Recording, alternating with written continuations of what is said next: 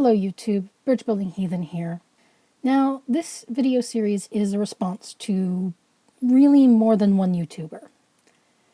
In the days leading up to and since VidCon, YouTubers of every channel size from Philip DeFranco to Lacey Green, to the Warskis and Blair White, to Milo Stewart and Ali Chadra, to Satsu Two Cents and others, basically were asking for conversation on the topics of gender, the LGBT community, and for dialogue across both the left and right wings. Now, I personally am more left-wing than many of the people I just named.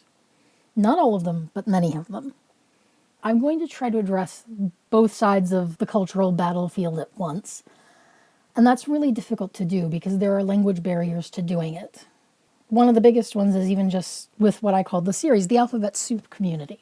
I mean, most people are familiar with the LGBT acronym, but it's gotten so long and there's so many different versions of it, and even some that don't have the letters L, G, B, or T anywhere in them, pretty much. And there's even some completely different acronyms for them.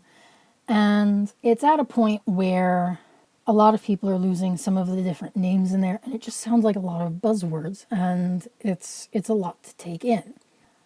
And people get confused. So example, pansexuality and bisexuality. I consider myself bisexual, partly because I'm from a generation that used that more. One of the main, and this is going to show my age, that the first reference I go to when I was growing up, Annie DeFranco's song In or Out was kind of the bisexual anthem in a way. And you know, she has this line, which I consider a little bit crass. To me, what's more important is the person that I bring, not just getting the same restaurant and eating the same thing. She's saying that as a bisexual, but many people see that as more of a pansexuality thing for some reason.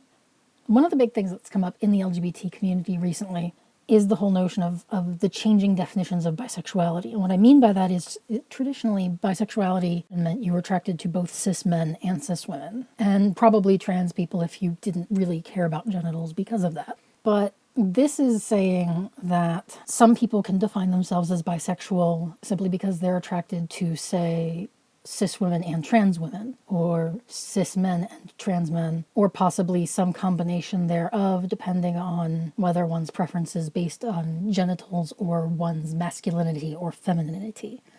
Some are saying that, you know, they're attracted to anyone who presents as feminine or anyone who presents as male, and others saying, well, no, I can deal with any gender presentation as long as there's a penis or as long as there's a vagina because I'm squicked out by the other one. And, you know, it makes dating complicated for starters, because when someone says they're bisexual, now you don't know what they really mean by that.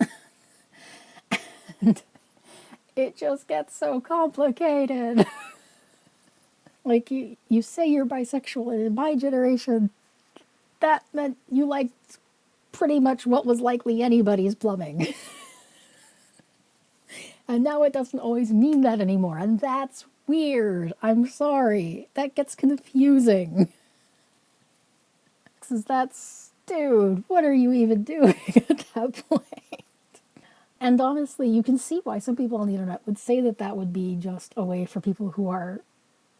I mean, first of all, not only is that somewhat a way for people who are straight to kind of claim to be bisexual, but it also kind of delegitimizes trans women and trans men in a way by categorizing them as an entirely separate sex or gender and not just as men or women. I'm trying to remember who it was who said, I didn't go through all of this to become a woman with an asterisk, but whoever said that had a point. And then a lot of people, the other one a lot of people don't get is asexuality, aromantic, and demisexual. And demisexuality, a lot of people assume, well, that's just normalness, you know, because most people don't get into the sexy times until there's a relationship there. I mean, that's, in conservative Christianity in particular, that's normal. But to kind of put myself in a weird position, because I used to be on the other argument side of that fence, to play devil's advocate, at least some demisexuals, what they mean by that is that they have no lust trigger for, if you were to set a porn in front of them, it would do nothing. Would do absolutely nothing. But if there's someone they have an emotional connection with, then they will start to have sexual responses.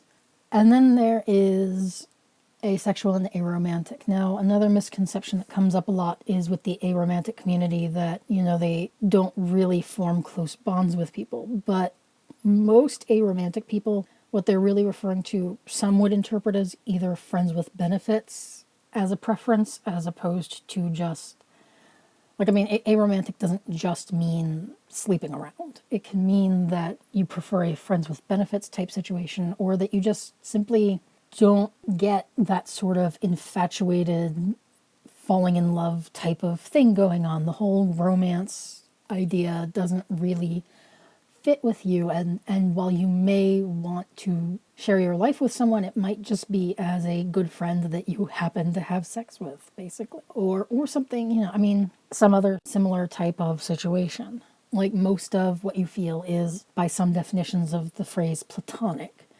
It's not, if you do form a partnership, it's a partnership. It's not a madly in love type of, which is kind of a weird notion when you look at the history of romanticism and what it's meant over the years, and how the entire idea of falling in love is actually a really recent phenomenon in human sociocultural contexts in general. In the past, falling in love wasn't really considered a matter of any consequence. You just worshipped someone from afar and then you moved on to the next crush or what have you, but that didn't affect who you were partnered with and who you were married to in the first place at all, really.